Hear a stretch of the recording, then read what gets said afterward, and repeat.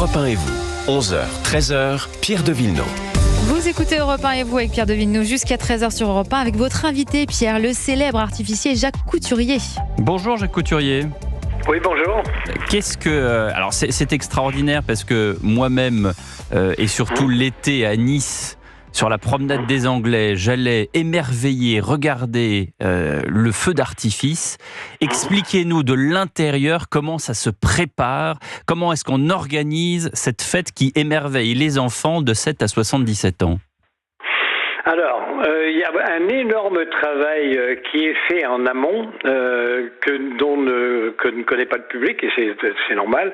C'est-à-dire qu'il y a d'abord, si vous voulez, le stockage des artifices qui est dans un endroit classé. Nous, c'est un site pyrotechnique qui est classé Céveso. Et tous ces artifices-là vont être préparés selon le scénario pyrotechnique qui a été établi. Alors, prenons l'exemple de Nice que vous parliez. Il y a donc un scénario qui est établi avec les différentes séquences, les tableaux.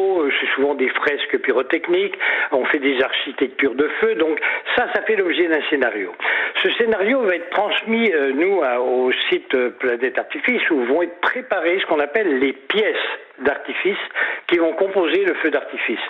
Ces pièces correspondent soit à de la musique, vont durer 12 secondes, 13 secondes, avec des effets de bouquet ou de comète.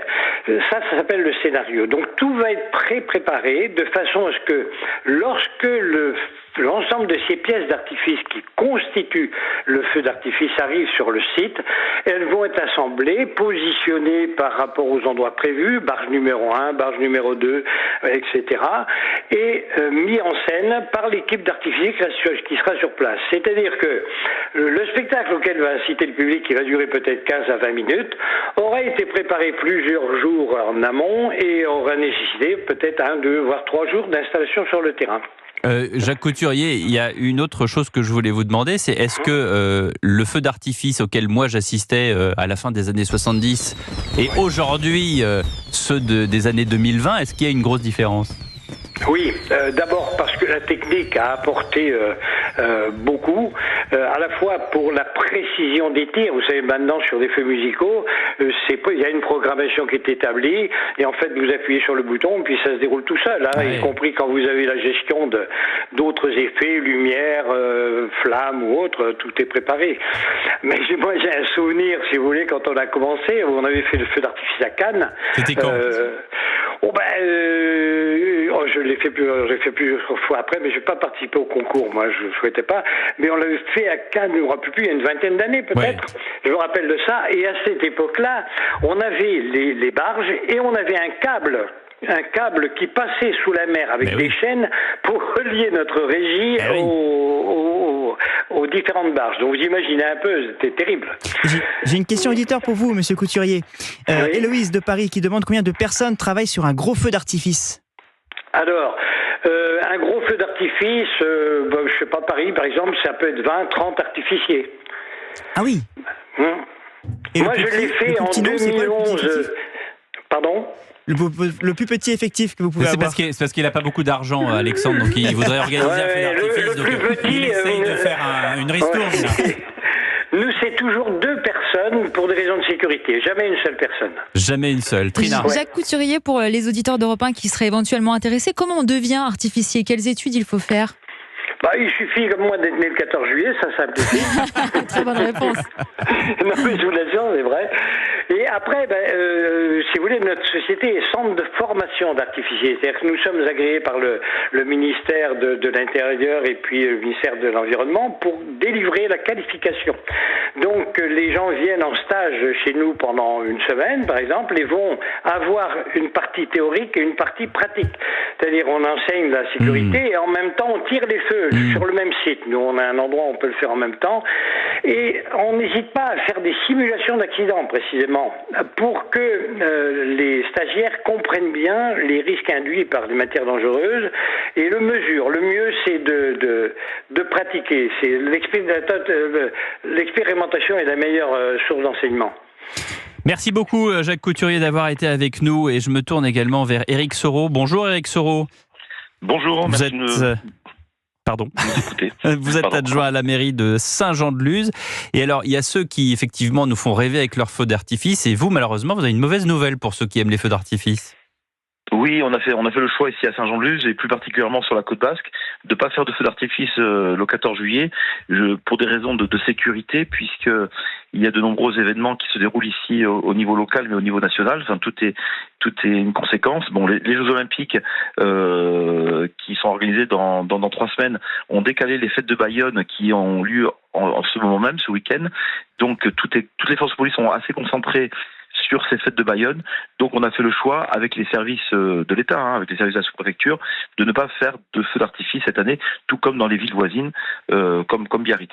Oui, et alors du coup, est-ce que vous avez des gens de Saint-Jean-de-Luz, des habitants qui viennent vous voir, mais comment ça, monsieur le maire, monsieur l'adjoint au maire, il faudrait quand même organiser quelque chose, des gens qui se plaignent?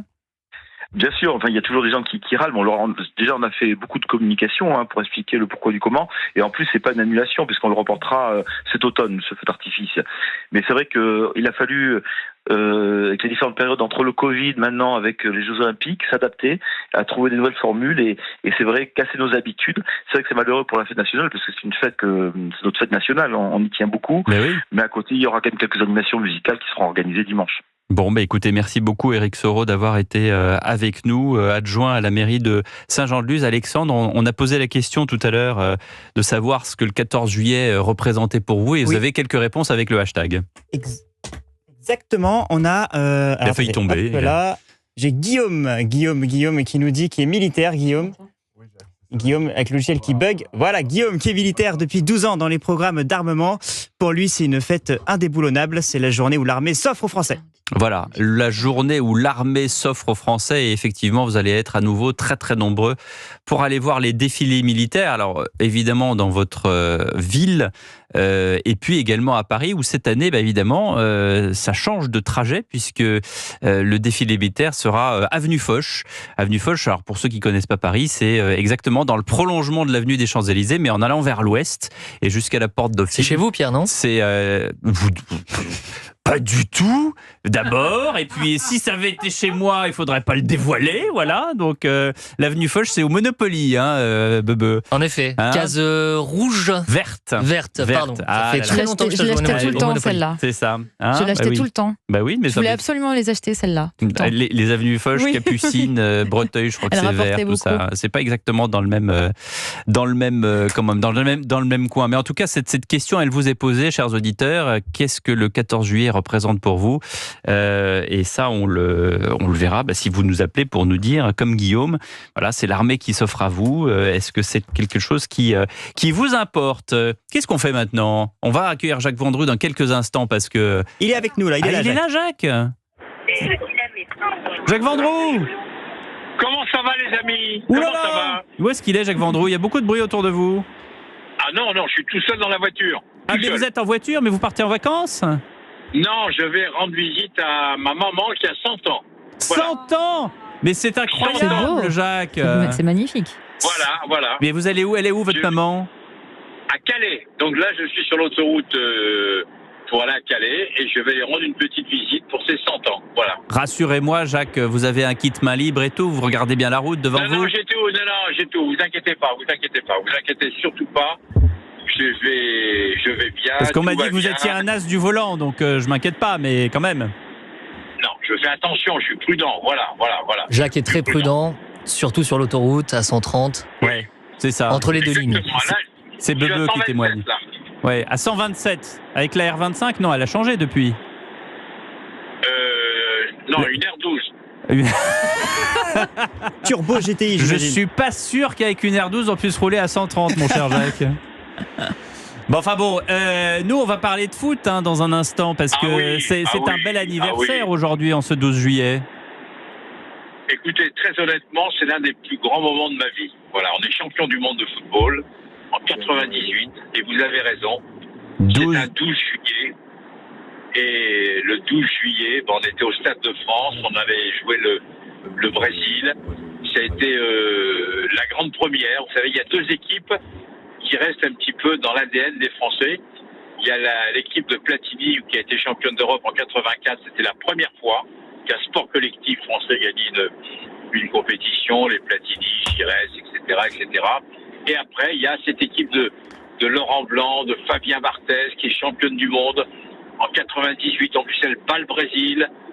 3-0. Donc c'est quelque chose qu'on ne peut pas oublier parce que c'est aussi la première fois. Alors c'est vrai que après il y a eu le titre de champion du monde en 2018, je veux dire en Russie, mais c'est pas pareil.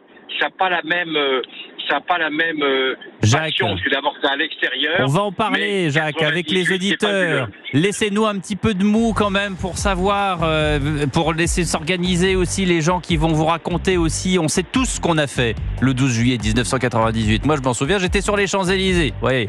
Donc voilà, on a tous vécu ce moment absolument incroyable. Et comment vous l'avez vécu, vous, ce moment de la Coupe du Monde 98 ? Venez nous en parler sur Europe 1 au 01 80 20 39 21. À tout de suite. 11h, 13h, Pierre de Villeneuve sur Europe 1.